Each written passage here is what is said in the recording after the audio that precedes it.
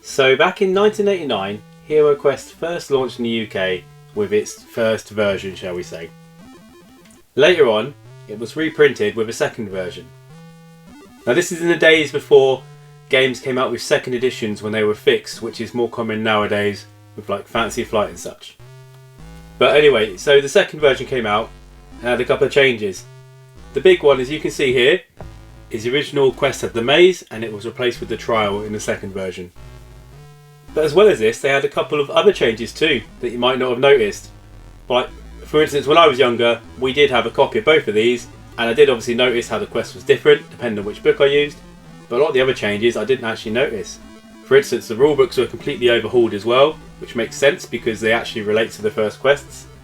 And there's a lot more changes too, such as we had misprints were corrected, there were some clarifications adding in certain places, even right down to little things, like one line they had black shield replaced with round black shield, which wasn't really needed, but they've added it in anyway. So in this video, we're just going to have a look at what I think is pretty much every difference between the two versions, from the 1989 to the 1990 reprint, even though they're both Heroquest 1989 edition. So we'll take a look now. And just a quick aside, the second version came in both the shallow box, same as the first version, and also the advanced quest edition as seen in the previous video, which was a deeper box because it held 2 extra sprues of minis. They both came with the same insert, which fit this shallow box nicely, but left a lot of space in the advanced quest box, as was confirmed by Hister's Argon on my previous video, so thanks for that. But otherwise, all the content in the normal second version and the advanced quest second version are the same. And so this is just comparing second version of either of these to the first version, which only came in this regular box size. You're going to see there's a couple of places that use a bit of different fonting, such as for instance with the character boards. You can see in the original they just wrote it straight across the board, and then when they did the second version they decided to lay it all out on the left, which looks slightly neater across the boards. Next up, we'll just go through the quest books. So obviously the main difference, the original first version had the maze and this was replaced with the trial. And when we get onto the actual rulebooks later on, it will make more sense as these actually directly relate to those. For some reason, in the Prince Magnus's Gold, you can see here in the second version, actually the secret door is not lined up with the wall. And I've no idea why that is, because they shouldn't really have to touch anything, but it is. However, in a future quest, Legacy of the Orc Warlord, there's no actual, it doesn't tell you where Grak is on the map, and also B for the staircase is actually put in the wrong room. And in the second version, they fixed the location to B and they've actually added Grak where he should be. Now we move on to the rulebooks, and there's quite a lot to cover in these. The starters being that the second version of rules is actually a taller book than the first version. Probably helps that obviously they've got a bit of formatting and they've added a lot more info into the second version. So going through all of these, I'm going to have the first versions on the right and the second versions on the left, just to make it more uniform. And as we start off, you can just see it's got a completely different layout for the contents page. Almost everything else is the same. In the first version, it did say it was a trademark owned by Games Workshop, which is vacant from the second version. But there's a couple of differences. Originally they were called single block square fallen black trap tiles. And that was just replaced with single block square markers. Also, it now says we have 6 pit trap markers and we don't have 4 pit trap markers. Obviously, 6 pit trap markers is correct. I just assume that's a misprint because they got it confused with the secret door tiles. They no longer refer to the dice as standard dice. They're now called normal dice for the movement dice. And you have a difference being they're no longer actually calling them tiles, but they're referring to them as markers now. So I probably won't go too close up detail on everything, but as you can see here between the first and second, they've completely changed the layout because they've changed a lot of the basic info that's included, or just the order it's presented in the book. Starters, in the second version, they've actually now got an outline of the game, so it actually gives you sort of a brief description of what you're going to do, rather than just getting straight into it as it does in the first version. Also, in the introductions they explain how they work. The first version, the rules are structured to teach the game in stages, and each main section is introduced by mentor your teacher, and then so obviously you play through stages before you get to the main game. Whereas this one just has you learn the basics of the rules, and then you play an introductory game, and then a full game which introduces all the rules in one go. There's some places as well, the structures of the book are different. As in the second version, they tell you about setting up each dungeon with the stairs room first, and about reading the bold text, which isn't explained in the first version until later on. But I'm not going to go through where all the places are in books in different places. I'll just go through all the main differences. And another difference that we're going to notice in the second version is they tend to use a lot of bold text for important instructions that they don't use in the first version. So as if you can just see here at the top and the bottom, when it talks about the evil wizard arranging the board, it's boldened the word Heroquest in the second version, which was just plain in the first version. In the first edition, when we were talking about body points, anytime it talks about someone reaching 0, it says the character is dead. In the second version, whenever it talks about character reaching 0, it says eliminated. Same for mind points. Second version says they're eliminated if their mind reaches 0. First version, it says the character is dead if mind points reach 0. So the first major difference. Originally, this was the first stage of learning the rules, and it was the way of the warrior. The underground strongholds of Morcar are filled with many fearsome monsters, from foul orcs and lizard-like Vermeer to terrifying undead, skeletons and zombies. If you are to survive, you must learn the art of combat. And so from there it moves on to just explaining the order of play and how movement, how they work. Whereas in the second version they just say, we're going to have an introductory game for the first adventure, so we'll teach you what you need for that, and then you'll teach you the rest later. So rather than the stages that this is going to do, this will just have one thing, do a quest, one more thing. With our talk about moving, the first version specifically said you can't move through the same square twice. And they've completely taken it out of the second version, so they have decided suddenly, oh, you can move through the same square twice. There's a couple of differences that seems a lot more obvious when you look at the playing cards. The first version was much easier than the second version. So perhaps they've taken out the rule for moving through the same square twice because this got a bit harder, so you might have needed to do it, or possibly because of some tactical reason they said, oh, maybe you'd want to do it. I'm unsure, but anyway, it has a line there and it's physically been removed. So they want you to be allowed to move through the same square twice in one turn. First version will now move straight on to talking about combat. Second version's got quite a bit more going on in the book. Most of this can be found later on in the back of the first version. The what can be seen paragraph there isn't specifically talked about there, but they cover what you can see in the casting spells section, whereas it's already covered here, as well as being covered again later on in the magic section. They've just added an extra bit about what can be seen. Here in the combat section, in the first version, this is where it says any roll of a skull which is not counted by rolling a black shield, and in the second version it actually says which they failed to roll a round black shield. They've added the word round. I thought it was self-explanatory. They've even both mentioned round in a previous paragraph. But anyway, then this talks about dead characters and monsters immediately removed. This talks about eliminated characters, monsters immediately removed. This also now clarifies what happens to eliminated characters' equipment, which obviously is not mentioned anywhere in the first version. And this talks about how all the equipment and gold from the eliminated character, they can be picked up by another character who searches for treasure in room or passage. But the evil wizard player can also claim the equipment or gold if on his next turn he moves a monster into the same room or passage where they were eliminated. And then it goes on to say, if a monster picks up the possessions of the eliminated character, they are removed from the game. The monster may not use either the equipment or the gold. I used to take that as the monster's just removed from the game, but now I feel it's more like the possessions removed from the game, which is why they've added in the monster can't use them. Now here we get to the big difference in the rulebooks for how you go about learning.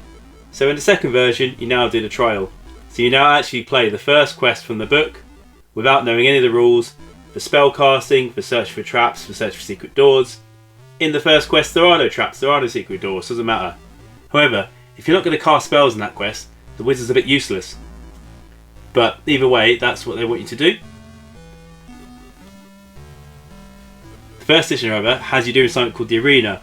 He's got a magical arena for you to practice fighting and moving.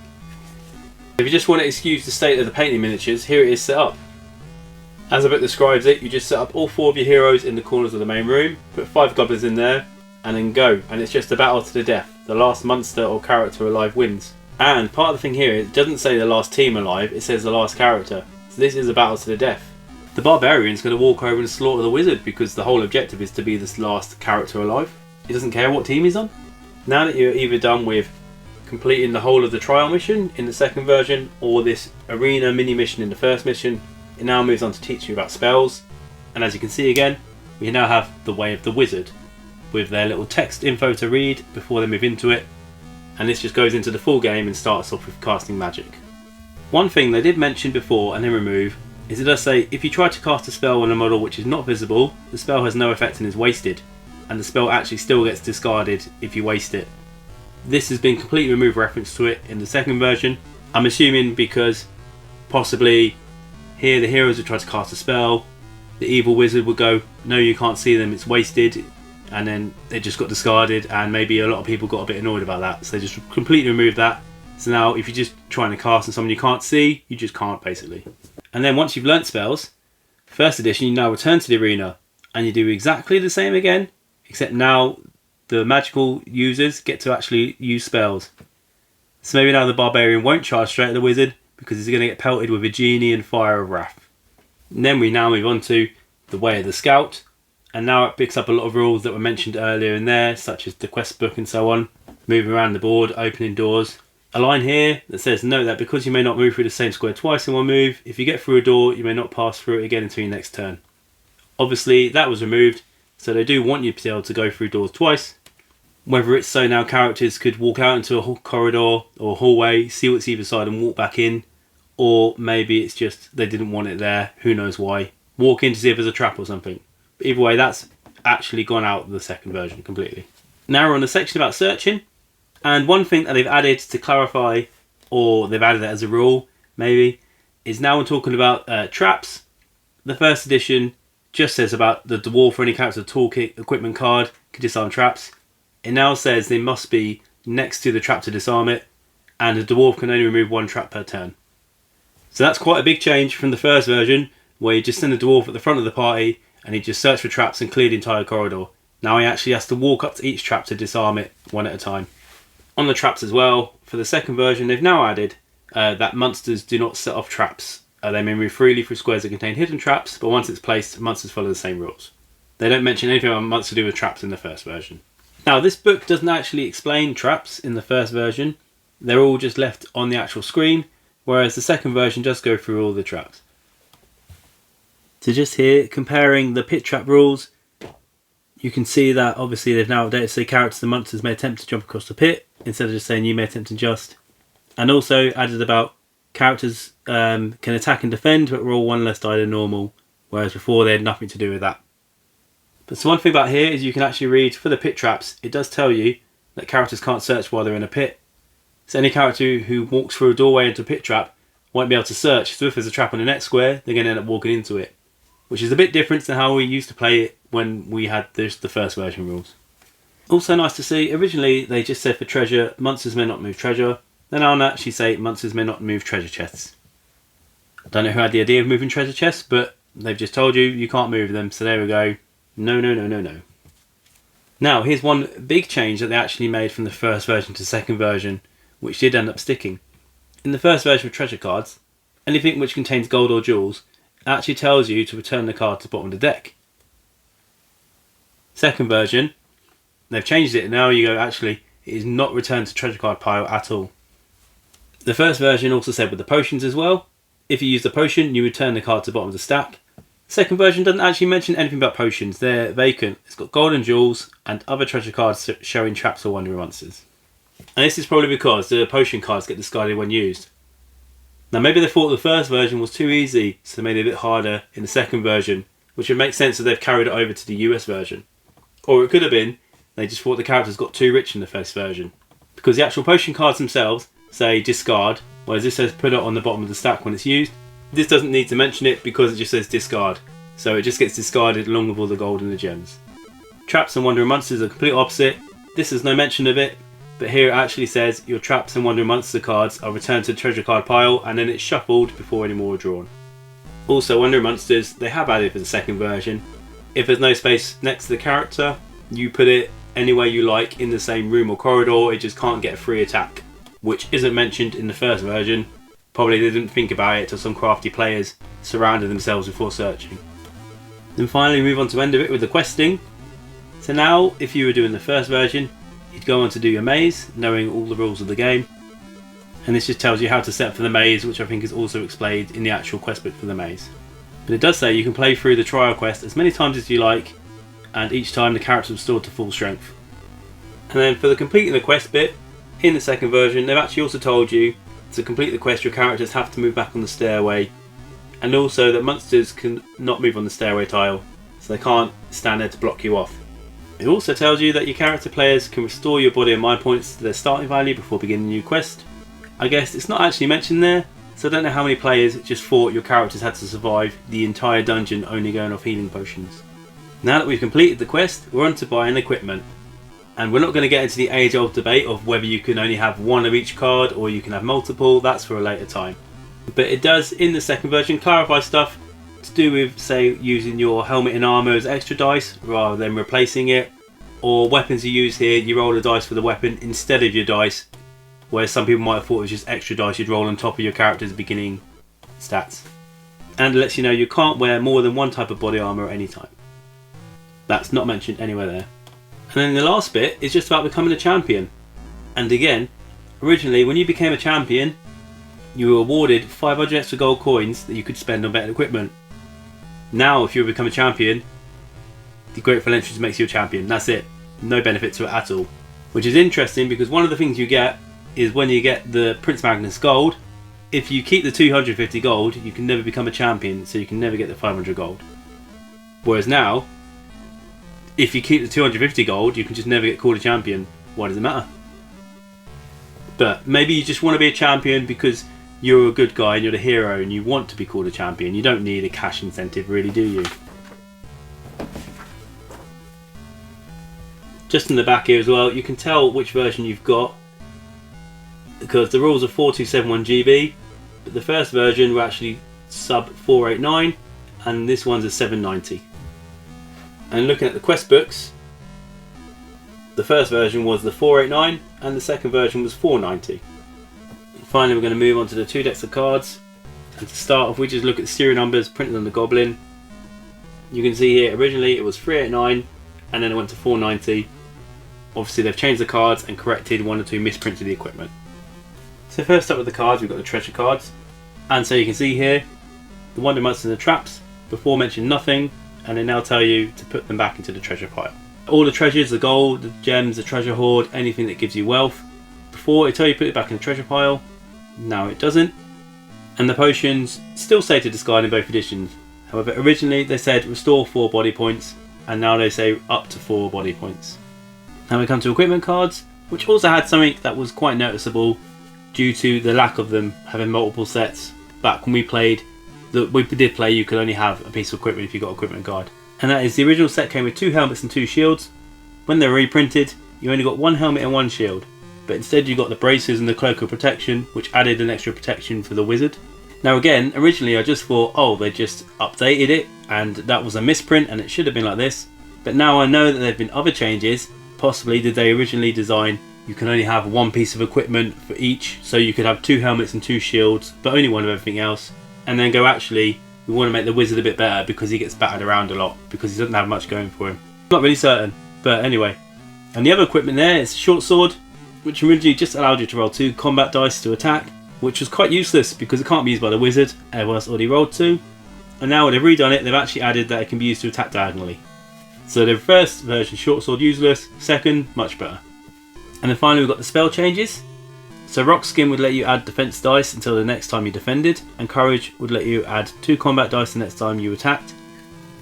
Obviously these are now changed to be a bit better, so actually they work until the spell's broken. So Rock Skin is not broken until you're wounded, so you can keep successfully defending with it, and Courage is not broken until there's no more monsters visible to the player. So these spells are now much more effective than they were before, and much more useful. And the water spell Sleep also has been changed. For one thing, they have changed the text. Here it referred to them as they, and it had a dot in a random place with a full stop there, which they've corrected here, but they now refer to the character as a he.